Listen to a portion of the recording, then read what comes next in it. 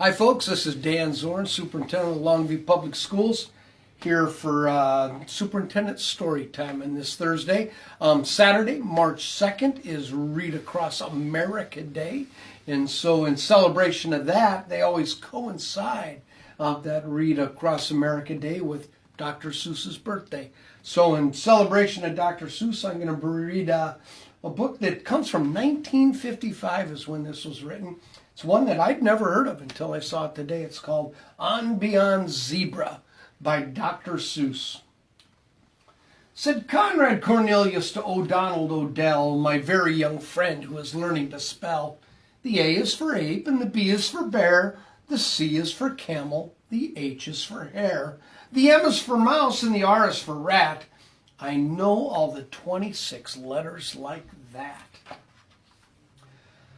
Through to Z is for zebra, I know them all well, said Conrad Cornelius O'Donnell Odell. So now I know everything anyone knows from beginning to end, from the start to the close, because Z is as far as the alphabet goes. Then he almost fell flat on his face on the floor when I picked up the chalk and drew one letter more.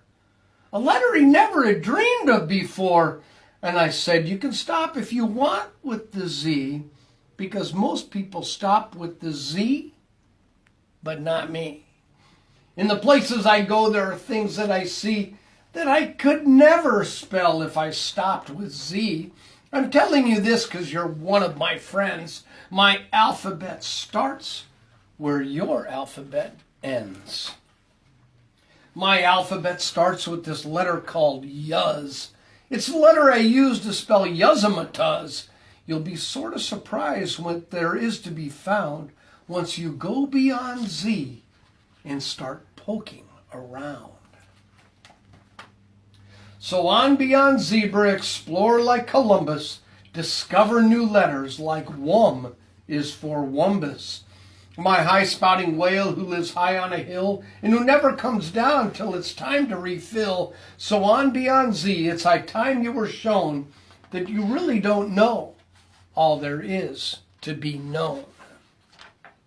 Then just a step further past Wum is for Wumbus, and there you'll find and the is for Umbus. A sort of a cow with one head and one tail, but to milk this great cow you need more than one pail. She has 98 faucets that give milk quite nicely, perhaps 99. I forget just precisely. And boy, she is something most people don't see, because most people stop at the Z, but not me. I ramble, I scramble through swamp and through swamp, where the letters get better, like letters like humph.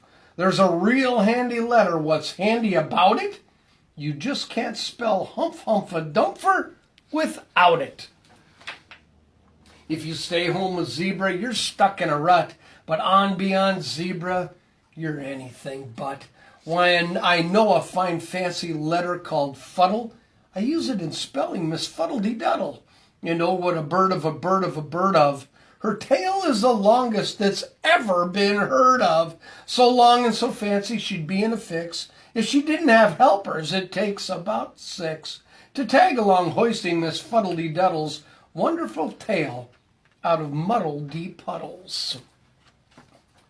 And Glick is for Glicker, who lives in wild weeds and spends his time juggling fresh cinnamon seeds, which he's usually able to find in great number, excepting, of course, in the month of September, when cinnamon seeds are around in great number, so that month he juggles with seeds of cucumber. And is the letter I use to spell nutches, who live in small caves known as niches for hutches. These nutches have troubles, the biggest of which is the fact there are many more nutches than niches. Each nutch in a niche knows that some other nutch would like to move into his niche very much. So each nutch in a niche has to watch that small niche, or nutches who haven't got niches will snitch. Then we go on to snee, and the snee is for sneedle, a terrible kind of ferocious mosquito whose humdinger stinger is sharp as a needle.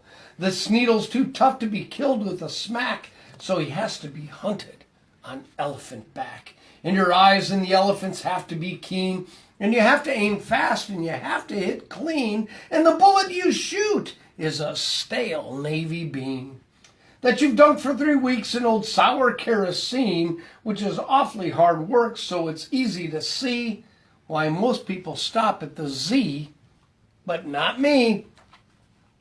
When you go beyond zebra, who knows? There's no telling what wonderful things you might find yourself spelling, like Quan is for quandary, who lives on a shelf in a hole in the ocean alone by himself. And he worries each day from the dawn's early light, and he worries, just worries far into the night. He just stands there and worries. He simply can't stop. Is his top side his bottom or bottom side up? And Thnad is for Thnadners, and oh, are they sad, oh, the big one you see has the smaller one's shadow. The shadow of the small Thadner just should be his. I don't understand it, but that's how it is. A terrible mix-up in shadows. Gee whiz. And Spaz is a letter I use to spell spasm, a beast who belongs to the nasm of basm. Handy for traveling, that's why he has 'em. More easy to pack than a suitcase or grip. Those horns carry all that he needs on a trip. A thread and a needle for mending his socks, his toothbrush a cup, and 2 3-handed clocks. And his velvet umbrella, his vegetable chopper, and also his gold-plated popping corn popper, and a grasshopper cage for his favorite grasshopper. And Floob is for Floob-boober, Bab-boober Bubs, who bounce in the water like blubbery tubs. They're no good to eat, you can't cook 'em like steaks, but they're handing and crossing small oceans and lakes. In Zatz is the letter I use to spell Zatzit, whose nose is so high that most nobody pats it. And patting his lonely old nose is the least that a fellow could do for this fine, friendly beast. So to get there and do it, I built an invention, the 3-seater Zatzit nose padding extension. If you try to drive one, you'll certainly see why most people stop at the Z, but not me. And Jog is my letter for spelling jogoons, who doodle around in the far desert dunes, just doodle around, crooning very sad tunes about peppermint, peanuts, and pebbles and prunes, and paint pots and polka dots, pinheads and pigs, and their grandmothers, grandfathers, stepsisters' wigs. So you see there's no end to the things you might know, depending how far beyond zebra you go. I have a letter called Flun, and the Flun is for Flunnel, a softish nice fellow who hides in a tunnel. He only comes out of his hole, I'm afraid, when the right kind of softish nice music is played. On a kind of a hunting horn called the old grunth, and to learn how to play it takes month after month of practicing. It isn't much fun, and besides it's quite heavy, weighs almost a tonth. And that's why few people bother to play the old grunth, so the funnel's been out of its tunnel just once. And way past the Z is a letter called Itch, and the itch is for itchapods, animals which race around back and forth and back through the air on a very high sidewalk between here and there. They're afraid to stay there. They're afraid to stay here. They think there is too far. They think here is too near. And since here is too near and out there is too far, they are too scared to roost wheresoever they are. There is a letter called Yek, and the Yek is for Yekko, who howls in an underground grotto in Gecko. These Yekkos love echoes, and this is their motto. For best Yekko echoes, try Gecko or Grotto. Oh, the things you can find if you don't stay behind. On a world where the sun lives 2 brothers called Vrooms, who strangely enough are built sort of like brooms. And they're stuck all alone up there high in the blue, and so to kill time, just for something to do, each one of these fellows takes turns with the other in sweeping the dust off his world with his brother.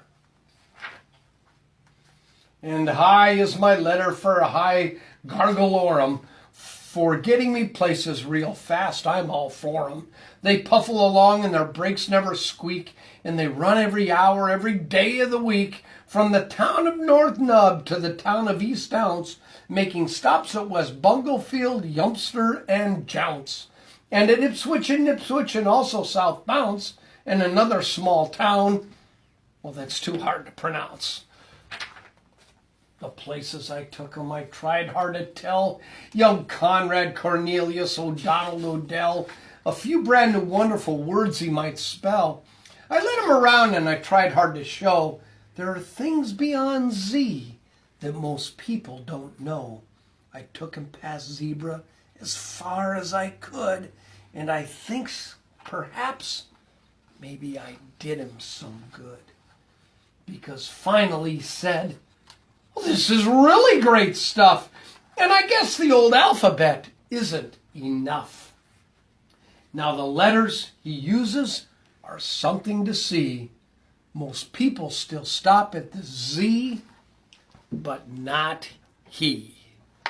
There you have it. That's On Beyond Zebra by Dr. Seuss. Remember, Saturday is Read Across America Day, so make sure you're sitting down, spending some time with your kids, reading them some great books. And remember, it's also Dr. Seuss's birthday. So, again, this is Dan Zorn, Superintendent of the Longview Public Schools, where literacy is the most important thing we do.